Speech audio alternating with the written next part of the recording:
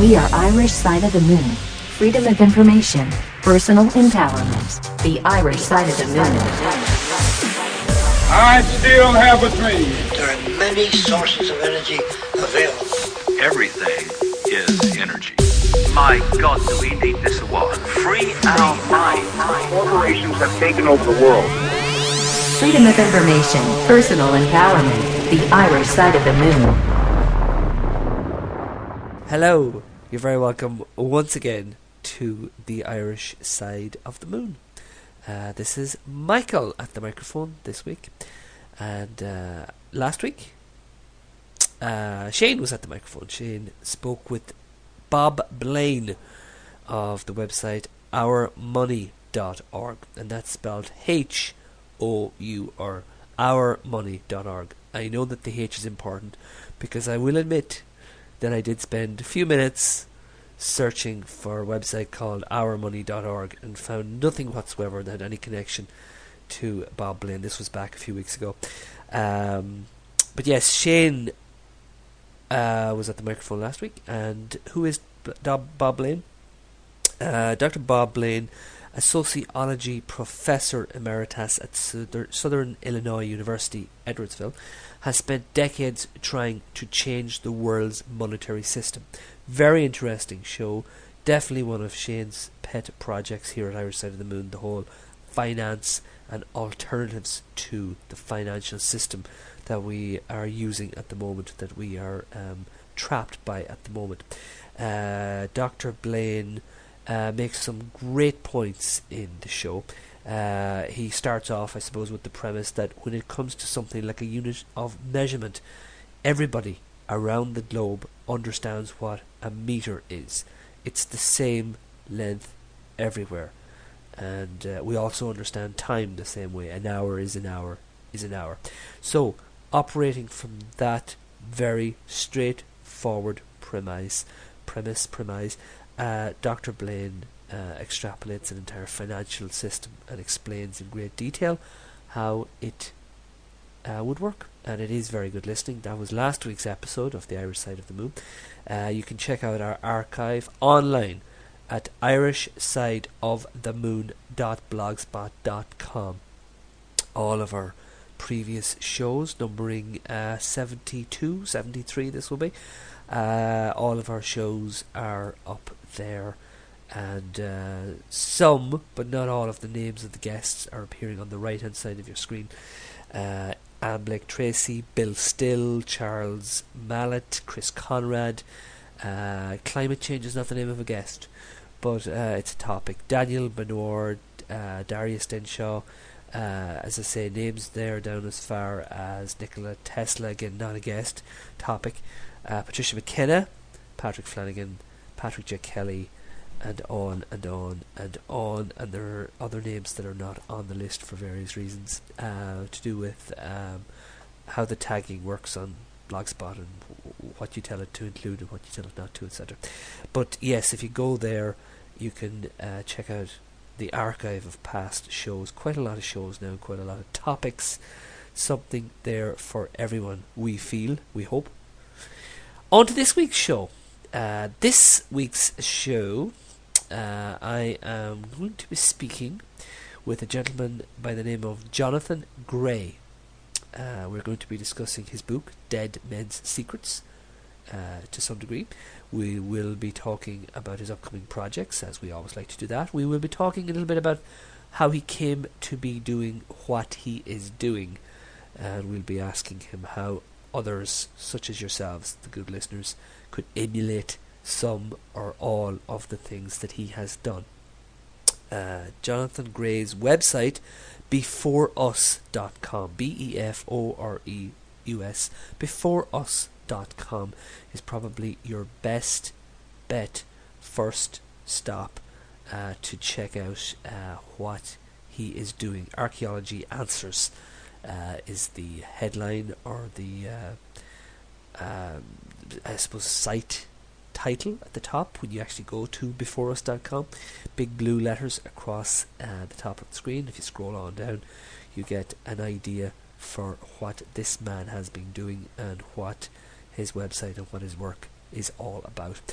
Interesting ideas, very timely ideas, putting forward the idea based on his own findings, based on his own sightings, first-hand experience, putting forward the idea that civilizations that were technologically advanced and very secure and confident might have been laid to waste by some kind of disaster, maybe a war, maybe some kind of environmental event, an earthquake or a tsunami. So yes, very timely, very thought-provoking ideas. The idea that a civilization that appears very, very advanced and secure might, in the blink of an eye, be laid to waste. And he puts forward lots of evidence, lots of ideas for what might have gone before us. It's going to be very exciting, so please join me as I speak to Jonathan Gray.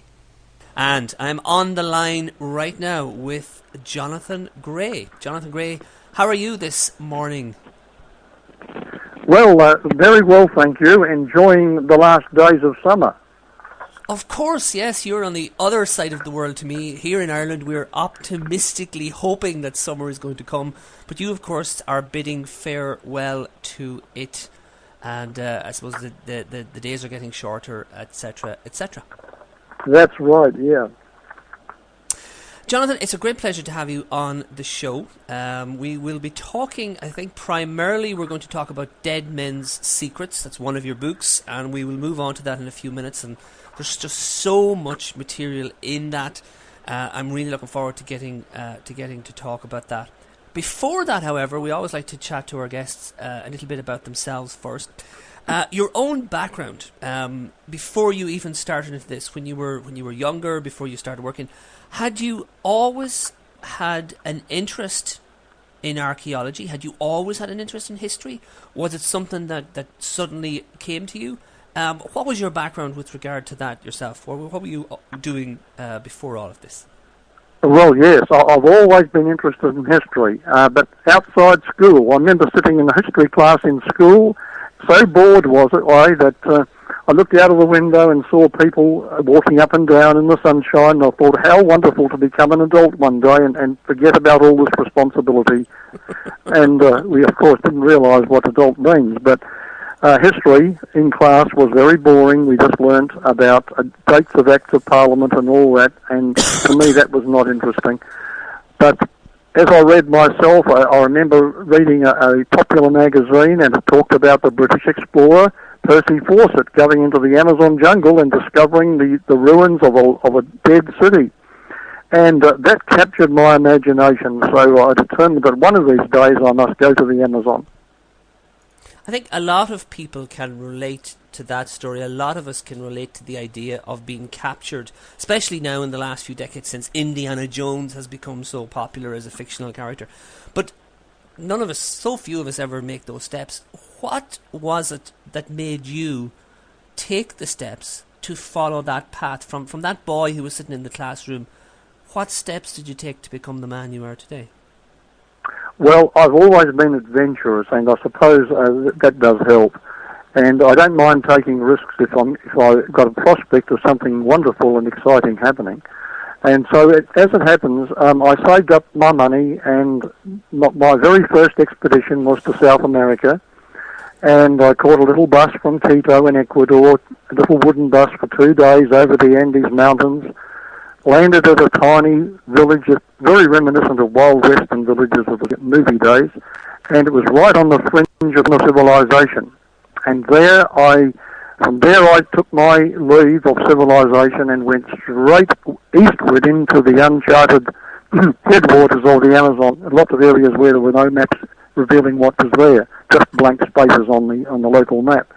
And encountered my first native tribes in the jungle. That was the beginning of it. And what age man were you then? Were you still very young? Had you worked at other things? Like, were you still? I was about 33, 34 at that time, and I had everything behind. You really just were you married at that stage? I know your wife goes with you now, but were you married at that stage? Yes, well, yes, I was actually. But I was away for 3 months in the jungle. Wow. Which, of course, was long enough. And I was the only person who could speak English. I actually bought a little Spanish-English dictionary, which was 1 cubic inch. I don't know if you've seen those little books about that size. Used to be around these more. And that gave me some basic words in Spanish, because Ecuador was a Spanish country, and I thought, well, somebody's going to be able to understand me if I can speak their language and they can speak back. And that's all I had to communicate with, and I was given an Ecuadorian soldier who could speak 2 languages. He could speak Spanish and native language from the jungle. And then eventually we got into a village, and I was granted the use from one of the villages of 2 of their men to carry our goods further. And I didn't realise it at the time, but a war had been going on between 10 tribes, and they were killing each other, and 100 people had died in the previous 3 months, and we were walking straight into their territory. Wow. So you're 33, you decided to do this, you headed away for 3 months, you, as you say, you just had a basic command of language, you had the dictionary, you had somebody to help you, you got further people to help you. Are you 50% brave or 50% crazy? I mean, what an amazing thing to do. I mean, how few of us would ever take that kind of step. I think the hardest thing would be just leaving our lives behind, because we all get so attached to the lives that we lead every day. Oh, yes, we do.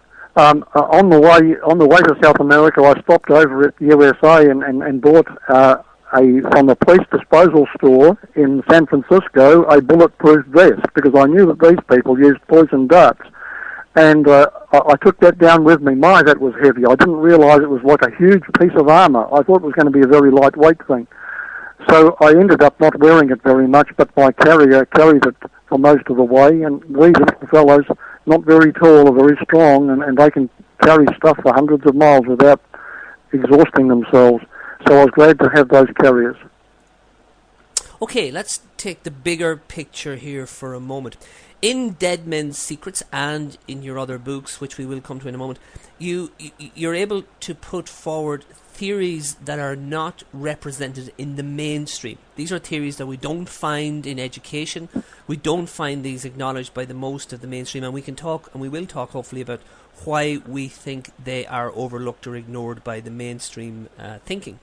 When you started off, however, when you were heading off, you're 33, you're doing this, did you have any idea then that you might find things that were, for the use of a better word, anomalies with what, or were you simply going for the experience of exploring? Did you know what was ahead of you, or at that stage were you suspecting that maybe some of what we were taught wasn't the whole picture?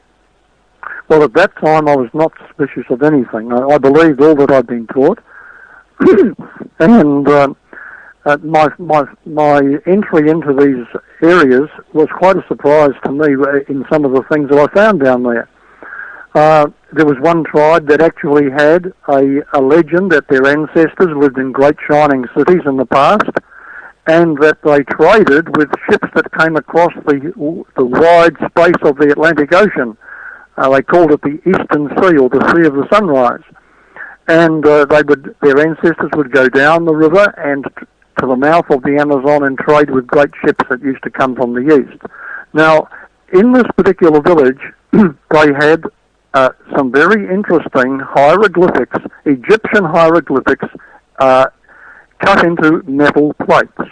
And this blew my mind, the fact that they traded with people who came from Egypt, because there's no questioning these metal plates. They are definitely Egyptian hieroglyphics. And they said these were given by the people that traded with their ancestors at the Amazon. It is mind-blowing, it really is.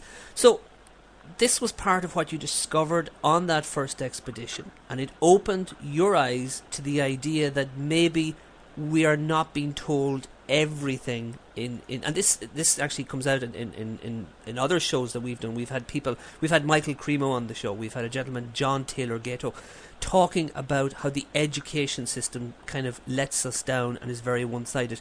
Would you agree that the mainstream education system is very one-sided and it does let us down? Yes, I can say that without any fear of contradiction now, because as a frontline archaeologist, getting my hands and fingernails dirty in the actual sites that we read about, it's a very different story from what's found in the textbooks. Going first-hand into those tribes in the Amazon for a start opened my eyes to the fact that these people were not evolving from savagery. They were not coming up from something lower. They had actually descended from civilized ancestors who had left behind ruins in the jungle that were now covered with trees and vines, and that either man-made or natural disasters had caused the survivors to go bush and become more primitive. And this is the story that all the primitive tribes who know of their history all around the world are telling. That they have all come from civilized origins. And that's a key note there you hit on, and that's one of my key questions. Again, we don't really know, do we? Do we know? We have suspicions about, was it man-made or was it natural disasters? There are big question marks over what potentially happened to all these civilizations. That is true. Some of them definitely were destroyed by natural disasters, and I think in the case of the Amazon and the Andes civilizations, there were huge earthquakes. There was uplifting of the Andes in historical times from sea level. We've got cities that were on sea level at one time. The city of Tiwanaku, for example, in Bolivia, it was on sea level. Now it's 12,000 feet above sea level, and that's happened in the last 4,000 years. Now, natural disasters did play a big role in destroying civilizations, but not only that, there's now evidence also that man-made disasters have also had their share of destruction. Okay, bringing it back to yourself, as I say, this is your first expedition. You're in there, you're discovering things that don't match up with what you've been taught, the connection to Egypt. So you leave, you finish your 3 months, you head back to, for want of a better word, civilization, you head back. Obviously your impulse is to bring this information forth and to get people to listen. And did you optimistically assume that this information would be welcomed with open arms? Did you find that there was resistance from the establishment to your ideas? What happened when you returned and when you brought this information back? Well, I knew that I needed to find out more, and I was in the course of writing a history book, which was very, very closely aligned to the general the general understanding that the world has been taught, but to provide greater insights. The insight, for example, of civilizations going down and not necessarily coming up from nothing. And I decided that I needed to go further, spread my net wider. And over the next 12 years, in the course of 30 countries, investigation around the world, more of these out-of-place artifacts began to surface. Now, I did not expect that to happen. But the fact that I kept pushing these aside and more kept coming meant that I was starting to realise that I was trying to stop an overflowing dam with the type of research I was doing, and that I really was not doing it right. So I stopped what I was doing, I stopped writing that book, and I then began to investigate these out-of-place artifacts, which were evidence of something that should not be there. And the more my investigations went in, the more of these came out, and thousands and thousands of out-of-place objects and stories and records came to the surface. Dead Men's Secrets actually has more than 1,000 of them, but that's just scraping the surface. That's amazing. And do you have first-hand knowledge of most of these? Do you have a team that works with you? Do you find that other archaeologists now come to you with experiences that they've had? How does it actually work? I mean, I know you're out there a lot, but are you able to get first-hand experience of all of these or most of them? Oh yes, it's very, very helpful. Many of them no, but a large and increasing number, yes. For example, there's a man in Australia, in Queensland, called Val Osborne. He's been an archaeologist for about 30 years, 35 years now, and he began to uncover the remains of Phoenician settlements on the coast of Queensland. And he contacted me and gave me evidence. I've got a whole file of video and written records that came from his research. And people like that are very helpful. And I do have an email list I send out to tens of thousands of people each week. And from them, there are many archaeologists coming back telling me, hey, I've found this. Would you like to come and see this? And it's very exciting to realise that there's a lot of backup information out there that I've not even heard of. Okay, so there's a real network forming around. If people go online, if they go to beforeus.com, that's probably the best place to get started to find out about your work and your books, etc. We'll be putting that on our blog, etc. when we're archiving the show. But yes, beforeus.com is definitely a good starting place, yes? Yeah, that's where to start, for sure. Yes. Thank you. And they'll find kind of what your work, and you've articles up there and you have information about your books because you've written many books. Where do you find the time? Because you're going on a lot of expeditions, you're travelling the world lecturing, and you're also finding time to write books. Do you ever sleep? Does that fit in the equation? Well, sleep is one of the great joys of life, and I try to get as much as possible. But I try to sleep earlier and get up earlier. My mind is very, very fresh early in the morning, 2 and 3, 4 o'clock in the morning. I do my best work. Wow. Okay. Get a lot of my work done before breakfast. Wow. So this is interesting to us, and this is a question that we do ask our guests on Irish Side of the Moon. We like to know how people work, the work methods of people, because all the people we have are remarkable in some way and they bring something to the table. So you really do subscribe to the theory that you're at your best in the morning, you're up ultra early, and you get the most of your body of work done before you even have your breakfast. I like to think that I've done a good day's work before I sit down to eat, yeah. Excellent, excellent. Okay, so we've got a little bit of background on yourself. Your first expedition opened your eyes. You began to realise that there was anomalies. You have collected thousands of anecdotes, instances, stories. Let's focus on one of your books now. Let's focus on Dead Men's Secrets, which I think came out in 2004. It covers, as you said there a moment ago, it covers a lot of material. Let's throw a general question before I get some specific questions. Of all the things that you have seen and learned over the last few years, what is the first thing that springs to mind as something that really, really shook your ideas or your belief in the ideas of the mainstream world? What thing leaps out to you that's a great thing for the listener to hear as something which just doesn't fit with the mainstream idea? Is it to do with medical? Is it to do with technology, electronics? Is it to do with the pyramids?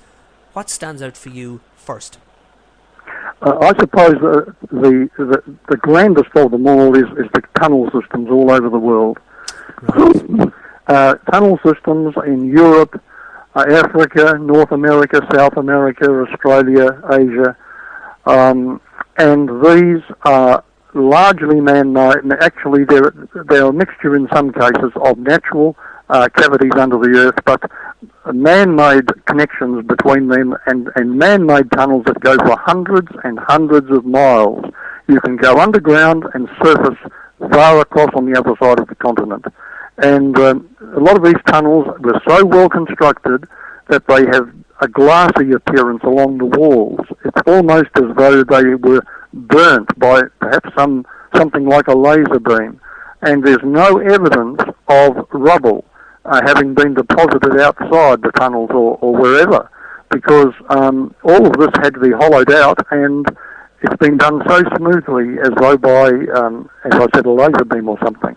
That's extraordinary. I mean, and as you said, they're everywhere. And I know you had mentioned, you didn't mention there, but I've heard you mention, I think it was a Turkey, yourself and your wife had been in some, and they're all over the globe. And as you said, they go for hundreds of miles. And yet, and what happens? Governments tend not to publicise. Sometimes they close them off. Sometimes they flood them. Sometimes they obviously are not comfortable with the idea of us being aware of all this. No, that's very true, and on a point that's very, very timely right now is this week I just got news that the United States government is closing off all cave systems in America under their control. They've just given the order now to close them all off for some reason. Okay. Now, tunnel systems have been found everywhere, and people, and in some cases, there are people still living in them, or who have gone underground in modern times to escape genocide. For example, in the Amazon, Yes, I was going to say... there's a tribe. Go on, yeah. There's a tribe called the Unga Mungalulu tribe, which comprises about 30,000 people in a series of related tribes, a network of tribes. And because of genocide taking place in South America, where Westerners are coming in to take land to exploit for minerals or for cattle or whatever, in some cases they have actually gone across on helicopters, and this is not a rare occurrence, it's occurring unfortunately more frequently. They're dropping poisoned lollies laced with typhus and so on, and of course the very simple native people pick them up and eat them, and the tribe is dead within days, and so the land is confiscated. Now this particular tribe has been retreating deeper and deeper into the jungles, and in the 1970s they decided that they'd had enough, and for their own survival, they had knowledge of the tunnel systems. They knew that there were some dead habitation areas underground, that where cities used to be, that were now not inhabited. They went underground, and they've been there ever since. A friend of mine was kidnapped by them. He was a prisoner with them for 4 months, and I've got an update on how they're living now. But the interesting thing is that these tunnel systems have been there, and in some cases tribes are now using them. And it stands to reason, of course, when you mention the kidnapping, they're obviously very suspicious of outsiders. Oh yes, they are. Particularly people who come upstream. Most of their danger is coming from the south and east in the Brazilian Amazon, and you're more likely to be received as a friend if you come over the Andes rather than from the east, because most of the destruction, the helicopters and incursions are coming from that direction. Okay, so there's a lot of tunnel systems. That's an example of a tunnel system that's inhabited. And what is when it's inhabited? What are the conditions like? Is it very basic? Is it actually quite sophisticated, more than we would imagine? They're living their whole life. They've lived there for decades or whatever. They've obviously done a lot to make it hospitable. Yes. Well, my first-hand report from my scientist friend in Canada, who was kidnapped. He was mineral exploring with his team. They were ambushed by this tribe. The rest of the team managed to escape. He didn't. He became their prisoner, and he was taken through the tunnel system, close to an entrance, close to where he was captured, and travelled for a couple of days underground to reach the city where they lived. He reported to me that as you approach, suddenly a light automatically comes on. As you get beyond the city and a little further away, leaving it, the lights go off automatically. So there's some kind of automatic system, lighting system, which is very, very old. I mean, these tribes don't know how to operate it. It's automatic. It's still working after several thousand years. Wow. And that's not the only example. I mean, we're getting now into more specific examples, but the idea of a lighting system, I know you've come up and talked about this before, that can last for thousands of years, that's not unique to that area of the world. It has happened as a legacy of other civilizations. Is that correct? Oh, yes, that is right. It's known to have existed in Egypt and in Syria and in ancient Rome, over in Asia, possibly, and also northern Australia, and that's a big surprise to a lot of people in recent times, and in Indonesia as well. So those are specific examples I can point to, and some of them are still existing today.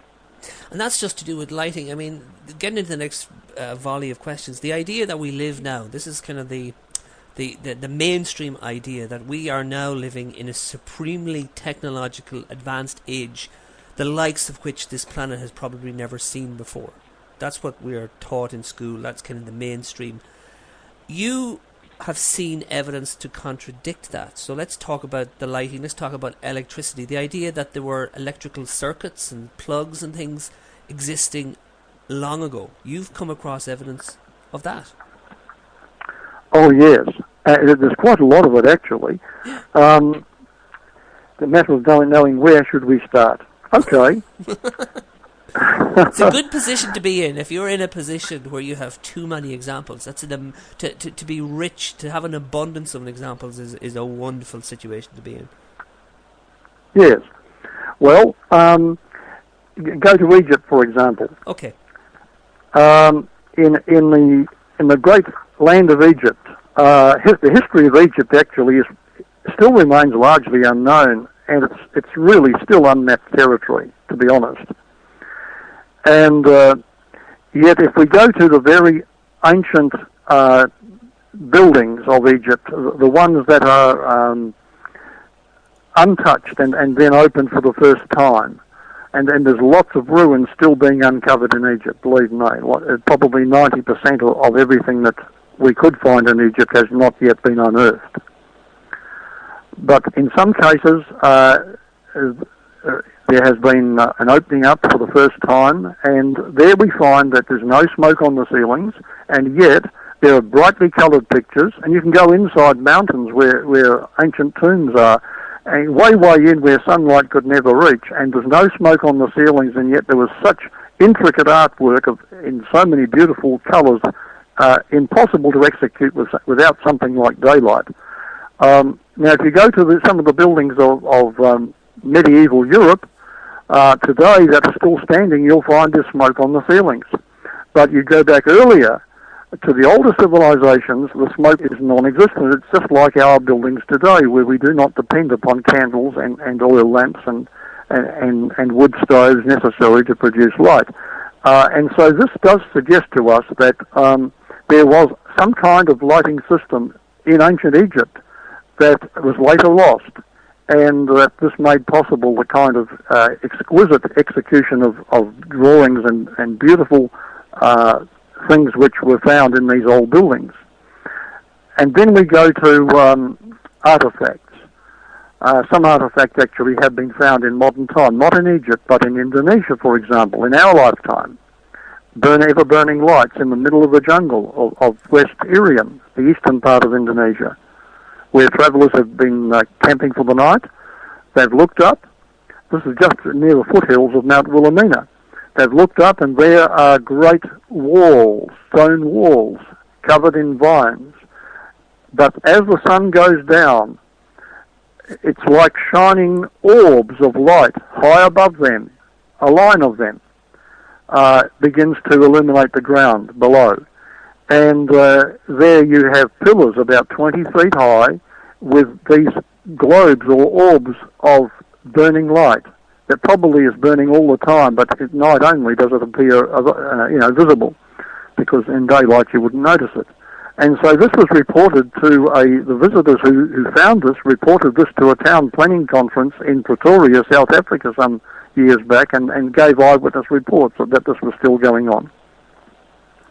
Wow. It is riveting. You lecture around the world, you go around, you must be gazing out at rooms full of people who are just gazing back at you in awe, because it is fascinating.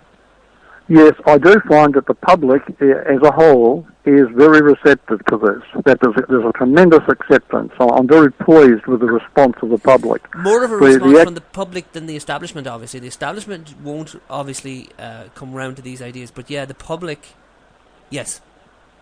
It makes so much sense to people who don't have an axe to grind or a pocket to line through their reputation of teaching in universities or something. You'll find that academics as a whole are very cautious. Some of them express their acceptance and their wonder at it, and I think that's very fortunate. But I feel sorry for those who probably are the majority who are afraid. They're looking over their shoulder all the time they talk about this or think about it. They wonder who's watching them.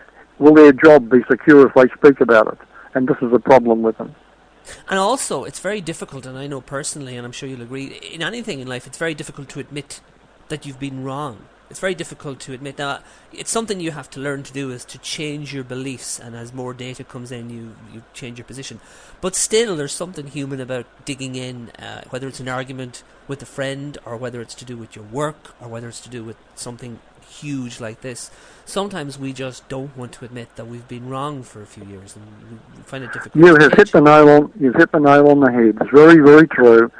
It's very hard once you have publicly committed yourself to a viewpoint to then suddenly say, hey, what I've been telling you is not true. Now, it's very, very hard. I think our egos get in the way sometimes, and we're afraid of losing our credibility. But to be honest, I don't think that's the result. If a person has been teaching something and they suddenly say, look, I was mistaken, this new information has come in, I think the public should respect them for that, and most people will. Yes. But an academic is afraid. There's always that fear that they will not be accepted or that their reputation will suffer. Yeah, and you're right. People probably will respond and respect them more. Okay, we looked at the electronic thing. We looked at the lighting thing. Let's take another example. Modern education, modern telling of the world tells us, right, we're in a very advanced age. Let's look at surgery. The idea would be that it's only in the last couple of hundred years that we've really come to grips with understanding our body, understanding blood, being able to perform complex surgeries like heart transplants, being able to do less important things like facial reconstruction, plastic surgery, as you will. Have you ever come across evidence which would indicate that maybe we were doing this a long time ago? Yeah, there's good evidence globally, actually, that there was a very sophisticated health and medical establishment back in the past. And we can look at the theoretical knowledge and the practical evidence as well. You might say from India to Egypt to China in particular. There's a lot of evidence that we have of theoretical medicine, knowledge of the nervous system, knowledge of the function of the heart, knowledge of metabolism, of brain surgery, knowledge of genetics, molecular biology. All these things were known in the past. And in India, for example, the etiology of a number of diseases not achieved by the Western world until the late 19th century was very common. There was a list, for example, diagnosing up to 1,120 diseases and defining those diseases and how to treat them. So this was very sophisticated knowledge. And again, it's interesting because it was there. You've uncovered evidence. People have, seen that these things existed many, many generations ago, and yet it is sometimes presented to us as if it's a new discovery in the last couple of generations. There was a very wise man. His name was Solomon. He said, "There's nothing new under the sun. What has been will be." Very true, very true. I know the quote. And another example, again, of things that, and this will bring us right back to Egypt, I think, first and foremost. The idea that we're living in an age where we can perform engineering feats, the idea that we can build taller buildings than have ever been, the idea that we can build rocket ships and go to the moon, all of that happened before too, didn't it? Yes, it certainly did. In fact, in Egypt, the largest buildings with the heaviest building blocks were constructed by the earliest generations of Egyptian history with the smallest populations, and that should tell us something.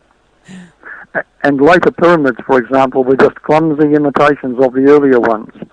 The earliest Egyptian jewellery was more sophisticated than that which followed.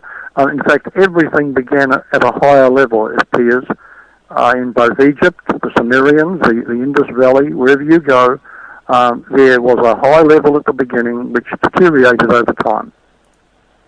That's fascinating. And again, it's true to say, isn't it, that modern engineering doesn't feel up, couldn't do it, couldn't build those pyramids, couldn't build the earlier ones, the later ones, are perplexed by the complexity and the size of the blocks alone, moving them. Yes, well, of course, the Great Pyramid of Egypt is a classic example of tremendous sophistication and knowledge. And yet, as we go around the world, we'll find that wasn't just Egypt; it was a global thing. And this is something that turned my work around. Actually, was the fact that when I first began to see anomalies and brush them aside, not aware that there was a whole world of these, eventually I began to realise that there was a pattern. It was a global pattern. There had once been a global civilization. and it collapsed or was destroyed, and that the survivors, when they were enough in number again, sprang up with knowledge and ability that was at the top, not at the bottom. They didn't have to start off at a very low level because they already had in their possession knowledge. All they needed was enough people to restore it, and this is why Egypt started off at the top. It didn't have to gradually develop upwards or evolve upwards.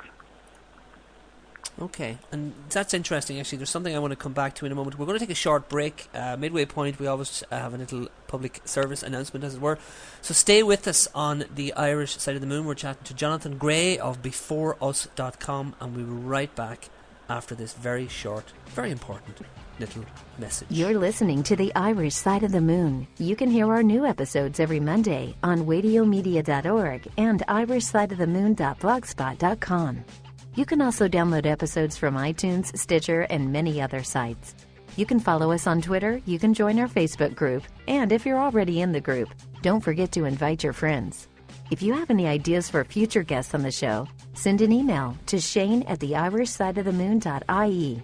We are Irish Side of the Moon. Freedom of information, personal empowerment. Okay, you're back with the Irish Side of the Moon. I'm on the line with Jonathan Gray of BeforeUs.com. You can find out about his work and his books if you head to that website. We'll have the link on our own blog.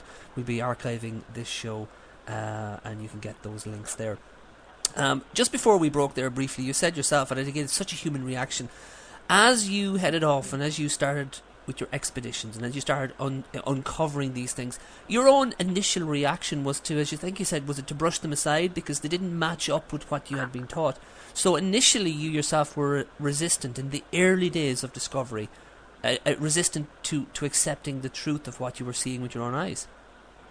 Yes, and I think it was partly because I didn't realise the enormity of the truth. I thought that this is not important enough. There's not enough of it really to build a case for anything.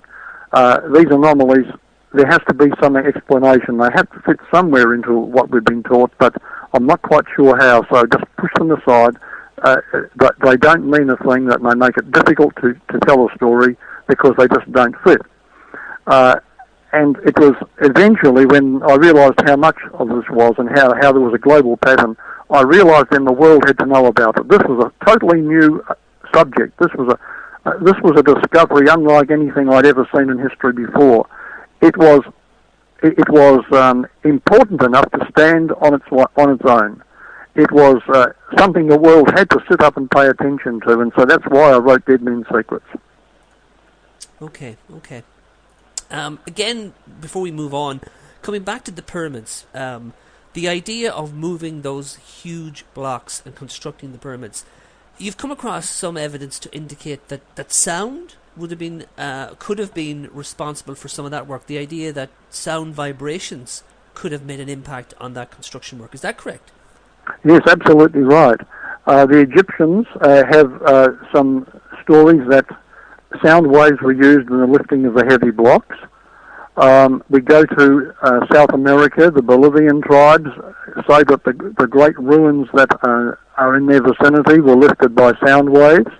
You go to the Caroline Islands in the Western Pacific, and you'll find the native tribes have handed down the legends from their ancestors that the heavy blocks were lifted by sound waves. You go to India, you'll find that examples of lifting by sound waves have been demonstrated nowadays.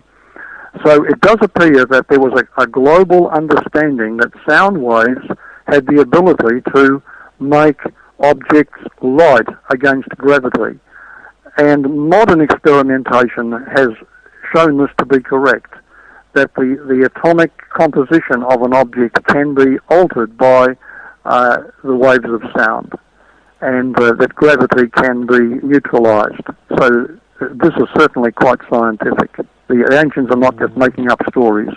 It's true. And we're in the process of rediscovering it more than anything else. It sounds like we're just rediscovering the knowledge that was already ours a long time ago. Yes, that's correct. And by hammer blows and sound waves in a motor engine, the experiments have shown that petrol can be changed in composition so it lasts longer. you don't use it up so much in the motor. Wow. So sound waves do have an effect upon matter.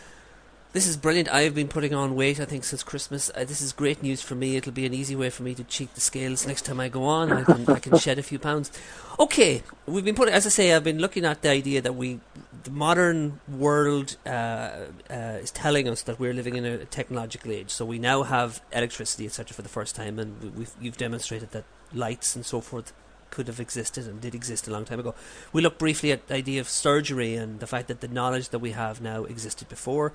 We've just looked at construction, the idea that, no, we're not living in the first great age of construction. All these things were done better a long time ago. Let's look at weapons. What have you come across which would indicate that there may have been almost weapons of nuclear power, nuclear destruction, a long, long time ago? Yes, well, first of all, the ancient races did write a lot about the atom and about the use of it. That's amazing. And that alone is staggering. Continue. Yes, and not only the use of it, but the speed with which an atom can disintegrate. There were numbers given in the old writings which today only fit atomic energy. And not only that, we have further writings of, for example, in India, we have the writings of an ancient tribe, an ancient civilization, recording that they had sent a message to an enemy country, and not too far away, to vacate their city, their capital city, because it was going to be destroyed by a missile within 7 days, and that they gave the population 1 week to get out before the city was destroyed by a missile. So the very fact that they have this in their recorded history indicates a very great sophistication of weaponry, doesn't it? Yes. And it's interesting when you look at the last 100 years, because there are people who say that the advancement has been so extraordinary that it doesn't make sense. And some theories say that maybe there's an extraterrestrial influence, maybe from the idea of the crash at Roswell, etc. But now you kind of have to wonder, would those in power today, and those in power in the 20th century, if they had access to a lot more of the information that you have discovered? For example, there's information supposedly under pyramids in Egypt that we are not allowed, you are not allowed access, etc. If the powers that be have access to this, would that explain the quantum leaps we have taken with regard to weaponry, etc., in the 20th century? I think that the knowledge of the past has been a great help to us. A British nuclear physicist, William Soddy, I think his name was, made a statement about little less than 100 years ago, when he said that he believed that what we are now achieving was known by the ancients. And he said, could the weaponry and could the destruction of ancient times now be about to take place again? Now, when we go to actual ruins of places, you take, for example, the Indus Valley civilization in Pakistan. You'll find 2 cities there, one of which, Mohenjo-daro, was probably inhabited by about 1 million people, a very large city for those early days. And as you uncover the remains, you come across a city square that is still radioactive, and skeletons that are radioactive. And the buildings around the square have been burnt with radiated heat from above. In one case, of human interest to me is the skeletons of 3 people holding hands that appear to be a father, a mother, and a child, but they didn't get out of the square in time before the place was destroyed. Wow. Okay. Again, my response to everything you're telling me, it's just amazing, and I've been researching it for the last week and a half, and again, it's still amazing. It's like it's such a completely different view of the world as we are told it has always been. Maps. Let's look at ancient maps. What maps have you come across that would suggest that the shape of the world has substantially changed over the eons with regard to Antarctica, or even we'll say Atlantis? Well, we have at our disposal now something like about 14 ancient maps. Some of these actually only go back to the Middle Ages. However, the knowledge they contain is ancient knowledge that was lost by the time the Middle Ages came. And these medieval maps, I'll speak of them first. These medieval maps, then their drawers, the cartographers, actually made notes on the maps that they were copying from far more ancient documents. And in some cases, there's a map by Piri Reis found in Turkey, in the Topkapi Palace there in Istanbul. And this was a map which shows Antarctica. It shows the Americas, the west coast, the Pacific coast of the Americas, as well as the eastern coast. It shows many things that were not discovered at the time the map was drawn more recently, in the medieval time. Yet it reflects knowledge of these areas as though whoever drew it originally was aware of a round Earth, a circular Earth, and longitude and latitude, because everything is accurately placed. In fact, today, the accuracy of some maps like this is only achievable in our day by satellite imagery or aerial photography. So again, it really, it's another piece of evidence to indicate that, yes, there was a great civilization or great civilizations that were on the globe in the past, and they were able to travel freely, much as we do today. Most definitely, I'm convinced that was so. And the maps actually are absolutely wonderful. Today, we are even correcting in recent times, in our 21st century, we've still been correcting some of our maps drawn in Antarctica. We're correcting them by the ancient maps, where mountains have had to be relocated and so on. And the same goes for Alaska and northern Canada and Greenland. Maps have had to be redrawn. Maps that we drew last century have had to be redrawn from knowledge found and confirmed to be true on the ancient maps. Wow. I mentioned Atlantis there briefly. What's your thoughts on Atlantis? Well, where there's smoke, there's fire, and where there's a legend, there must be a core of truth. Yes, you have that in your book. Yeah, you actually say that somewhere in the book. Legends are usually based on a core of fact, and you believe that very strongly. You believe that these stories are not just stories, that they came from something of truth. Yes, most certainly.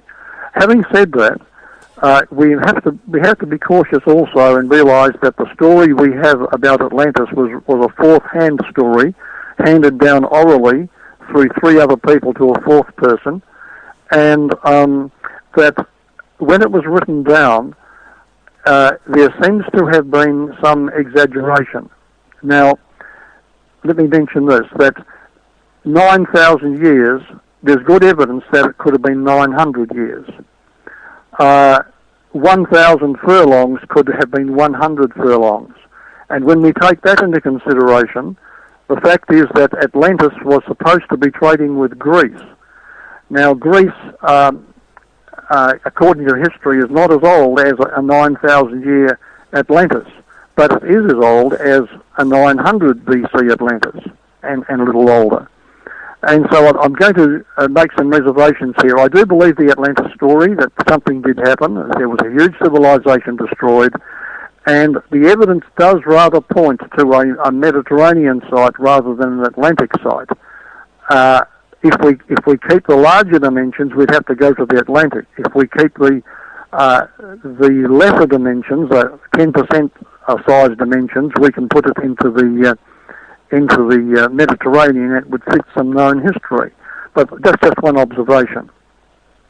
There's a huge element of detective work. It's like when you spoke earlier about the smoke on the ceilings, and I thought it occurred to me then, and it occurs to me right now. It really is detective work. You are finding the clues, you're piecing it together. Essentially, you're a detective. Well, I suppose so, yes. You're right. I love being a detective. I love detecting and chasing things. I love finding something after a long search. There's nothing more frustrating than searching for something and never being able to find it. I mean, if you've ever lost something around the house, you'll know what I mean. Yes. In But many when ways, you go, continue. you go ahead. Yeah, no, I was going to say, in many ways, you're still that boy sitting in the school bored. You want to go out and do the things that you love, and now you're doing it. Oh yes, it's tremendous fun. I mean, I can work all day and never get tired. If you're enjoying something, you just want to keep on doing it, and you forget about eating sometimes. I mean, I've got up when my wife's not been here, and at 4 o'clock in the afternoon, I suddenly realised, hey, I'm hungry. I didn't have breakfast. Brilliant. Fortunately, that doesn't happen too often because she's home most of the time. But it's great. It's an indication of how much you really do love what you're doing. Okay, Atlantis, as you say, it's fascinating, as you say. It could be here, it could be there, and it's a process of discovery. It's a search that will just continue and continue. But there's so many things. I mean, you believe it was out there, and as you say, legends are usually based on a core of fact. Slightly exaggerated maybe in this case, but still based on a core of fact. Yes. Moving on.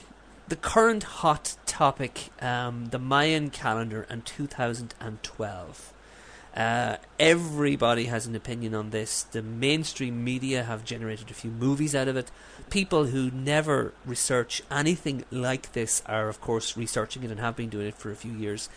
When it comes down to it, what have you discovered in reality with regard to the Mayan calendar and the fact that it is coming to an end and all of that?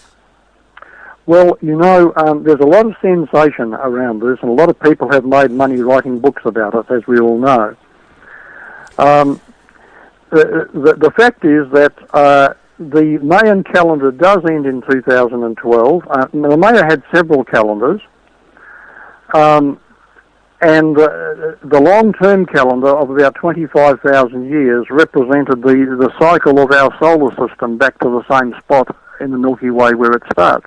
Just like our sun goes, let me put it this way, our moon goes around the Earth once a month, the Earth goes around the sun once every 365 odd days, and the whole solar system goes around in a circle also in its orbit, which takes about 25,000 years. Now, according to the Mayan long count calendar, our solar system is nearing the end of its 5,125-year Great Cycle, which ends in 2012 and goes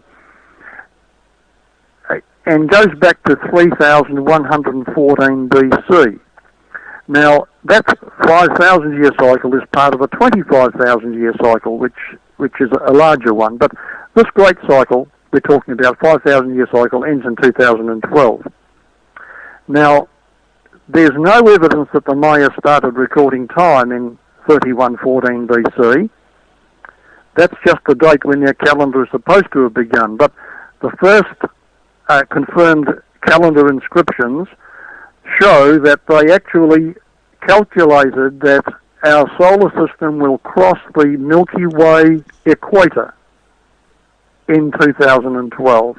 It's a natural cycle, an astronomical, we might on Earth we call it a geographical cycle, but in the sky we call it astronomical cycle, not associated with any great disasters or any special events. It's simply a mark point, a convenient marking point.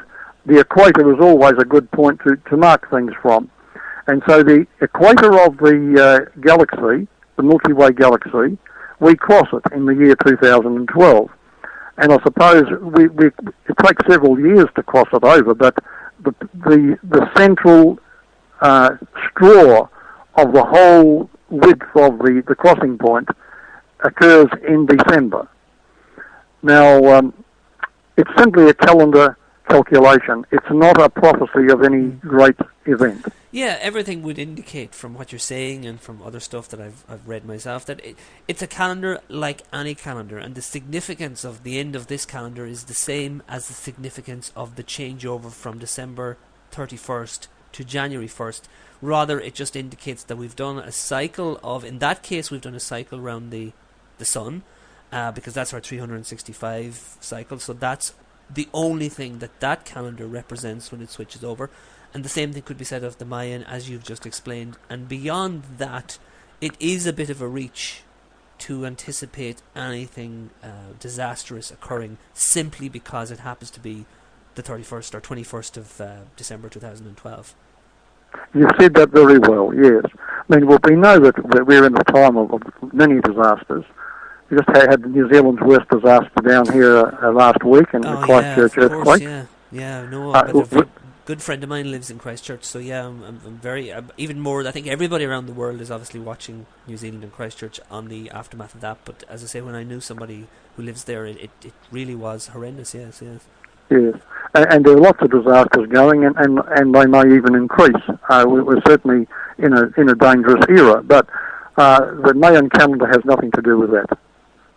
Well, yeah, I mean, it stands to reason. I mean, down through history, and who better than you to know this, but down through history, there's always been tsunamis, there's always been earthquakes, there's always been disasters. It's part of life on the planet, and it happens to every generation.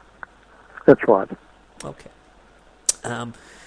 Moving a little bit away from those examples of how the modern world has kind of told us that we're the best and the biggest and the brightest, and that maybe none of these things happened before. As you said, in areas of construction, in areas of electricity, in areas of surgery, in areas of weaponry and maps, all of this could have happened.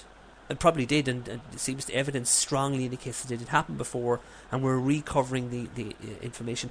Why do you think so much energy has been spent into hiding this from us? Why do governments, why do corporations, over the last 100 years, why? What obvious benefits would they have, aside from the personal petty motives that you referred to earlier, on a global scale? What is the benefit of keeping a population in the dark?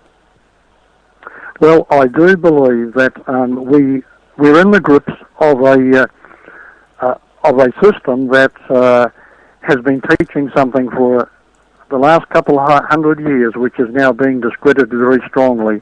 And I refer here to the evolution theory that is so popular today. And billions, trillions of dollars is spent to perpetuate the evolution theory. Now, this is a long-term plan for the New World Order. And I do believe that Charles Darwin was an unwitting puppet in the hands of people who had a long-term plan. And the plan is to help people to believe that they are useless eaters, ultimately. They're expendable to evolutionary progress. And that this nihilistic attitude of reducing the world's population is something that has to be accomplished before certain people can divide and rule. Now, they've taken over a lot of the educational establishments, the media, the scientific world, even the religious world to some degree, and they're teaching people that we are accidents, you are expendable. Hitler used this theory as justification for the Holocaust. Stalin used it to get rid of 60 million Russians. The Chinese communists used it to get rid of 80 million Chinese. It was used by Pol Pot. It's been used by other dictators in the past. That we are useless eaters. We are evolutionary accidents. Now, let me put it this way. The information I've been digging up shows that teaching of history is wrong. Our ancestors were sophisticated. They were intelligent from the start. I believe that we are not here as accidents. We are people with dignity.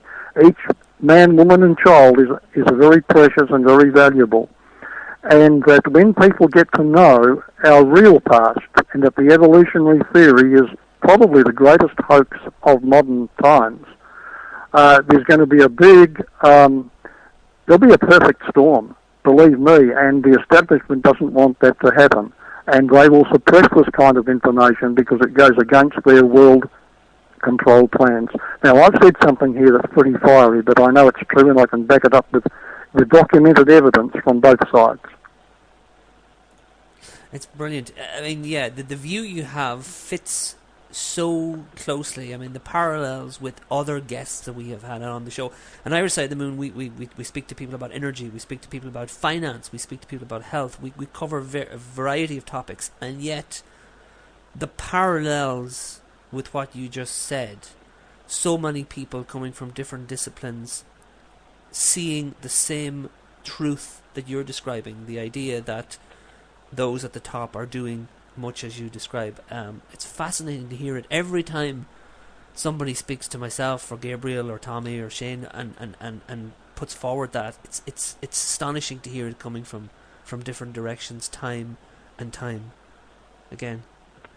Well, I'm glad to know that there are others who are quite willing to speak up. I think it's time that the world gets to know what's going on. Well, you said there, one of the things you quoted was the media and the idea that those in control the media, and that's certainly true.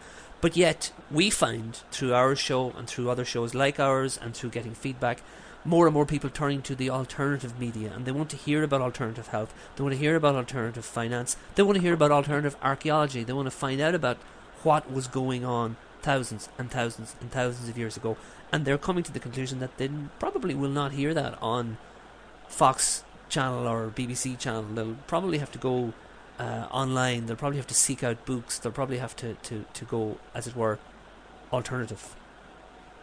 And I believe this is where the internet has been a great help, because it's opening up freer discussion and a greater freedom of information.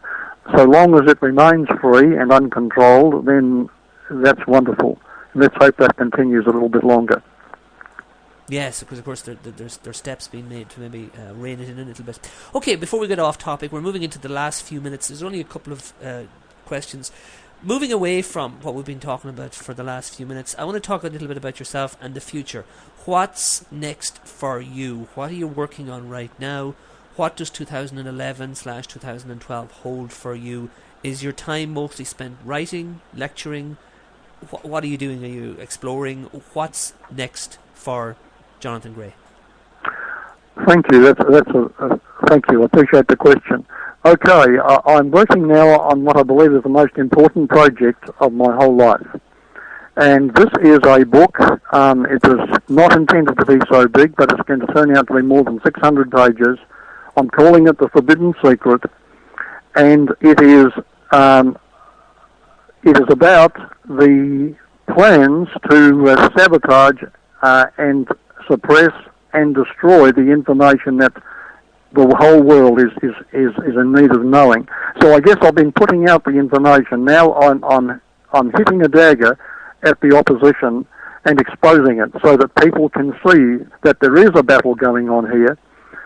We all have to make decisions on it, and I guide them and lead them through the facts to perhaps hopefully come to the right decision so that they and their whole family can be free. And that book should be out in Britain within the next couple of months, hopefully. Okay, and again, this is, as you say, up to now you've been putting information out there in your books, but this time you're actually looking more at the opposition, more at those who tell things differently for their own reasons. So it's a much... Yep, continue. Yes. Well, what you said is correct. I'm trying to leave no stone unturned so that the opposition has nowhere to hide, but every little place where they think they're on a winning streak, we're going to expose them and give people a chance now to be free, to know the truth, and to benefit from it. How long have you been working on this? As a specific project, for more than a year, but probably for about 10 or 12 years in the long term. It's been in the back. Putting it together now over the last year, yes. Yeah, it's kind of been in the back of your mind. So it was gradually growing through your experiences over the last decade, and now you've finally settled down in the last 12 months. And it's out, okay, and people can find out about this, I presume, on beforeus.com. Yes, if people sign up there at the website and enroll in my free online newsletter, I'll be announcing it to everyone on the newsletter. I'll get the first crack at it. And that free online newsletter, that's updated. Is it a weekly newsletter, did I hear you say? It's a weekly newsletter, that's right. I'll send it out during the weekend. And that keeps people up to date on your projects and kind of what's coming up next and where you are. Because you also spend a lot of time lecturing, isn't that correct? I suppose maybe not so much this last year because you were writing, but normally you do like to travel and you do like to be out there face-to-face with people. Oh, I love to meet the people and interact with them. I love that most of all, yes. Okay, so people can watch out for that. The name of it again is the what? The Forbidden Secret. Forbidden Secret. And that, as you say, will be out in the UK within the next few months. Okay, that's worth Yeah, so we hope to have it out by April. Okay, very good. Next month. Excellent, that's definitely one to look out for. Okay, moving to a kind of a bigger picture, and again, bringing the final couple of questions, really, just kind of the questions of what you bring to the table in what you do. Somebody listening to this, right? Somebody listening to you speaking, interested in some topic. It might be archaeology, it might be something different, it might be just local politics, it could be anything, it could be alternative energy. Anybody who's listening who believes in something that's slightly alternative, and when they start putting their beliefs and their evidence out there, is going to meet resistance, such as you did at the very beginning when you came back and as you began to realise the establishment wasn't welcoming to your ideas and to your findings. What would you say to that person? Somebody is listening to you and they're thinking to themselves, right, I like what Jonathan Gray has done. He's accomplished a lot. He's faced up to resistance and opposition. How would you advise somebody to do that? How does somebody soldier on against persistent disbelief, against the sort of criticism of you? Well, that idea is crazy. Your ideas are lula. That's nonsense. We all know that can't be true. How do you tell people to deal with that? Well, firstly, do not be afraid of what people will say or do. You've got to be so committed to what you believe. You've got to love the truth, and the truth will free you from any fear. Focus on what you're doing. Don't go sideways to swipe at those who attack you. Just get on with the job. You will triumph. We've won so many battles in so many countries. We've never lost a battle yet, and we've been attacked many, many times. Just go ahead, do what you want to do if you know it's true, and forget about the consequences, because the truth is the most precious thing you can hold on to. Well said, well said. Looking back on your career so far, looking back on things, what is, you would feel, if you step outside yourself, what do you think has been your greatest achievement as it was? What's the one message you've brought out that you really feel, that's the one thing that I'm happy that I did that. That's the one thing that towers above everything else. I believe the thing that's most important to me is that I have proved beyond any doubt that we are intelligent, precious people, all of us. Every person on this earth is precious. We're not here we haven't come up from the slime, from the mud.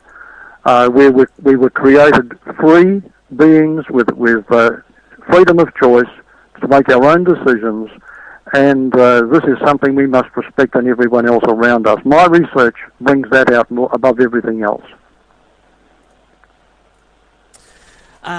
As we come into the closing minutes, I can only but say that it has been an absolute pleasure to listen. It's I think most of the time here I've just been listening with my mouth open, and as I say, the stories that you have to tell, and this is only a fraction, because even in my research I heard you and read some other articles and stuff, because you've got a lot of stuff out there.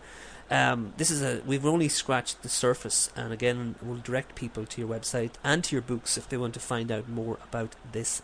It's been a great pleasure interrupting your morning routine. I suppose at this stage, in your stage of the day, you've probably done a full day's work, and it's now time for breakfast. Well, yes, and my wife wants me to take her shopping. How about that? Excellent, that sounds... And that's the thing, actually, your wife has gone on you with some of the expeditions, so she shares your passion as well, and has gone on... Not all of them, I understand, but certainly she has gone away with you. Oh, yes, she has. And I'd like to get on with the job and not worry about the arrows that come flying against me from opponents. She's the one who turns around and watches my back. That's what she always says, I'm here to watch your back. And when she comes out, she's like a bulldozer. She mows them down. She loves to do that. That is really cool. Again, Jonathan Gray, it's been a pleasure to have you on the Irish Side of the Moon. I hope we will get you back, because there is absolutely no doubt that you have enough stories to tell. Again, we'll be directing people towards your website and directing people towards the new book, which is coming out in a few months in the UK. You say in the UK, but it'll be available around the world, I presume, in different worldwide, yes. Yeah, different stages. It's been a pleasure. I hope, as I say, we'll have you back, and thank you for giving some time to us this morning. Thank you very, very much. It's been a pleasure. Okay, that was Jonathan Gray, and very enjoyable conversation that was. Again, the website is beforeus.com, and it's just a big, long, messy website. But the important thing is, once you go there, you can follow up on what that gentleman has been talking about. You can keep up to date with his work. You can order Dead Men's Secrets if you wish, and it's all very self-explanatory. So head over to beforeus.com if you are so inclined, and if you have not crossed paths with that gentleman before. As I say, great pleasure, very interesting to look at the things that he has discovered with regard to medicine and electricity and weaponry, surgery, etc. in bygone eras. The idea that, as I say, civilizations could be brought down by some natural disaster. Very timely, very interesting stuff. And that brings this week's show to a conclusion. Next week, I think it's Tommy at the mic, and I think that's our last show of the current season. Shane is much more up to date on that side of things than I am, but as far as I understand, we take our customary 3-week break before returning for another 10 interviews. I've already mentioned our blog. We've set up a blog, irishsideofthemoon.blogspot.com. We'll soon have a website online, and also one of the best places to find us at the moment is on Facebook. Facebook.com/Irish Side of the Moon. There's a nice community growing up there, 936 people as I speak, and the numbers are growing. Posts by various members of the team, and readers and listeners also putting in posts. Just looking at the page here in front of me, a couple of clips from Michael Marriott, who was with us on the show back in 2009. Michael Marriott of the Nuclear Information and Resource Service. And a couple of clips stood out with regard to the costs of the nuclear power industry, how it weighs up against the costs of other power generating options such as wind or solar. And another clip about the argument in favour of nuclear power, the idea of what is the main justification used today for having nuclear power at all. And there's a third clip coming up, I think, later on, and if time permits, they will be stuck at the tail end of this particular show. But they're on the Facebook page anyway. Moving on down, as I said, people who are fans of Irish Side of the Moon, are adoring fans. It's getting to the stage now where we cannot go out in public, but they're screaming and throwing of ladies' underwear at us. Yes, fans can put up links. Here's one. Do you wish to boycott the Irish census? A link to petitions online. Well worth reading. Basically, I'll skim through it here. We, the undersigned, petition to urge the Irish government to cancel their contract with CACI UK, who have been contracted to collect data from Irish citizens for the upcoming census 2011. And the text of this particular page goes on to illustrate that this particular group have faced heavy criticism for their role as interrogators at a particular prison back in the early part of this decade. And this, as I say, this text on the page there, leading off our Facebook page, and it's well worth reading, well worth keeping up to date with that. taking a stance if you wish. And there's also a blog spot there. I'm just after spotting it. Didn't see that earlier. boycottcensus2011.blogspot.com. And I see a couple of articles there. As I say, I honestly didn't see that till 2 seconds ago. So, but it's again from our own Facebook. Further down the Facebook, we have a link. A groundbreaking new UN report on how to feed the world's hungry. What can it be, you wonder? What can it possibly be? Well, it has something to do with just putting an end to all this corporate-controlled, chemically intensive farming, and just going back to our old-style farming as it was. Well, it's a bit more complicated than that. But yeah, essentially, a UN report. Read this earlier. It's with regard to feeding the population in, I believe it's 2050. Correct? I'll just double check that again. But yeah, very good article. Yes, to feed 9 billion people in 2050. Yeah, well worth reading. Link there on our Facebook, as I said.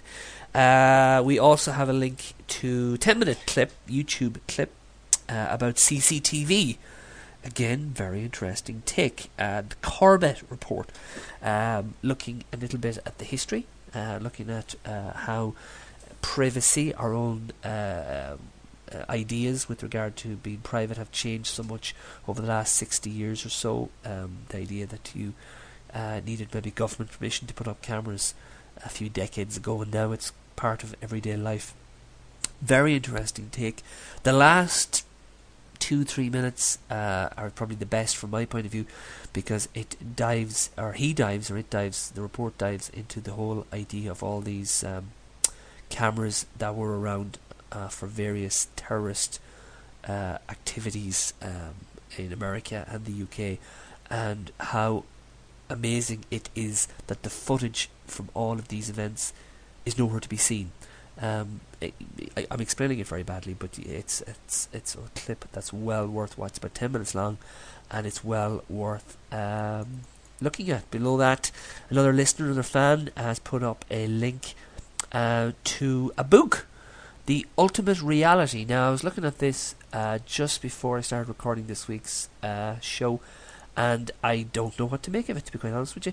This book is Mr. Cater's C-A-T, follow-up work to The Awesome Life Force. It contains countless gems of thought-provoking ideas. In this 2-volume set, you will discover an explanation for seemingly unexplainable phenomena: levitation, missile weight loss in space, pyramid power, etc., etc. Again, I haven't had a chance to check that out, but the link is there on our own Facebook. Below that, a link to Michael Marriott's page, the Nuclear Information and Resource Service. A link before that, the film that stood up to Banana Giant over pesticide poisoning and won. Link to a story there. And Ollie has liked that. Down the way, Irish Weather Online, Connor has liked this particular one. Research shows that Ireland was hit by tsunamis on at least 3 occasions in the past 250 years. It is chronicled that in 1755, tsunami waves up to 40 feet reached Kinsale after an earthquake in the Portuguese capital killed 70,000 people. And that comes from Irish Weather Online, which is one of my favourite haunts over the last few months. I discovered them before Christmas, began to trust them more with regard to the weather forecast than any other option available. And it turns out to be a fascinating website and a fascinating Facebook feed, I must say. So that link there, How Prepared is Ireland for a Tsunami, that comes from their site on 2 hours. Japan is looking at an INES level 4 accident. That's a nuclear accident with local consequences. Is a quote from a story at theenergycollective.com. gmail.com. Peter makes a comment on that. Good point, Peter. Sure, if you pay an expert well enough, they'll argue that the sky is green. And of course, that's very, very true. A reason to be wearing your thinking cap whenever experts appear on the mainstream media. Financial story below that. Banks will need another 25 billion. And a few people have liked that. Nigel, Laurie and Siobhan. And moving on down the page, UFOs. What's interesting about this is, well, the story itself is interesting, the picture is interesting, but what's interesting, of course, is the phrasing in the story. It comes from a mainstream newspaper, and the direct quote here is: the gentleman who admits he's a bit of a conspiracy theorist went online, blah blah blah. So it's interesting that that's put in there. Again, is there any reason to put that in there other than to have him dismissed as a kook? Whether he did or did not see anything, I think that's interesting. I think it's interesting how these things are phrased. Music site hacked. A story from gsnmagazine.com, and again, just hackers going after a corporation because in their viewpoint it's unjust. The quote here: no company can take advantage of our liberties to churn profits and to censor information in any form. This is unacceptable. From True Robert Long, we have an earthquake warning from the Russian Institute of Physics. A new report released today in the Kremlin repairs the Prime Minister for a warning they're in danger of a mega quake of catastrophic proportions during the next fortnight, 14 days. That was on Sunday. So again, and William liked that link. And as I say, Robert had placed that on our page. And then if you're interested in, and it's mind-boggling, again, Peter again, I think it's the same Peter, it's crazy the amount of earthquakes that happen in Japan on a daily basis. It really does boggle the mind. And the website there, link to emsc-csem.org /earthquake/index.php. That link there shows you globally the large earthquakes that are happening on our little planet. YouTube clip below that, very topical with regard to Japan, March 11th, 2011. Below that, a link to our previous show 72. Link to this week's show with Dr. Bob Blaine. Discussion included social justice and a more equitable system of commerce. Also highlighted is the farce that leaves money without any true form of base measurement. That was Shane's show. Listening to it myself, I thought that was the strongest point in the argument myself. Very, very strong argument, the idea that we need to have some kind of universal system. Moving on down, I'm looking for one story in particular. There's a financial story. Clegg, then another one goes against the bankers. Farming story. Telegraph, link to the Telegraph. This is interesting. The UFO. Now, I only just saw this one. William says it's definitely fake. I only saw this myself within the last half hour. It was posted on the 10th. It looks just too good to be true, therefore it must be fake as well. But it's so good that you still have to look at it. It's UFO footage. Devon, 5th of March 2011. And again, it's a very good clip. Probably is fake because it just looks too good, if you know what I mean, if that makes any sense. But nonetheless, it's a good clip, and it's interesting. There was a story that I came across, I think it was above Top Secret, about various UFO sightings over the tsunami area and over the earthquake area. But when you actually went reading up on it and clicking into it, there just didn't seem to be anything. It was all smoke and mirrors. There really didn't seem to be anything to back it up. It was a thread, various people commenting within the thread that there just didn't seem to be anything to it. And again, I agree, that's why ultimately nothing appeared on our site, because there was nothing to it. But there's another one, another UFO story. And going back a good bit now, I've gone back to the 7th. 2 links there to previous shows. Rick Simpson spoke to us on hemp marijuana back on show number 53. And then on show number 27, Chris Conrad spoke to us about hemp marijuana as well. They were put up simply because of the vote, the poll over at journal.ie. Should Luke Ming Flanagan be growing cannabis? Very interesting having a mainstream, as it were, politician, somebody taking the centre stage, mainstream stage, advocating something which is not mainstream at all. And that's about it for this week's episode of Irish Side of the Moon. That was a usual summary I like to do of the Facebook page. Check us out on Facebook, check out our blog for the archive, and come back next week for another episode. Thanks, bye-bye. We are Irish Side of the Moon. Freedom of information, personal empowerment. The Irish Side of the Moon. I still have a dream. This is just a ride.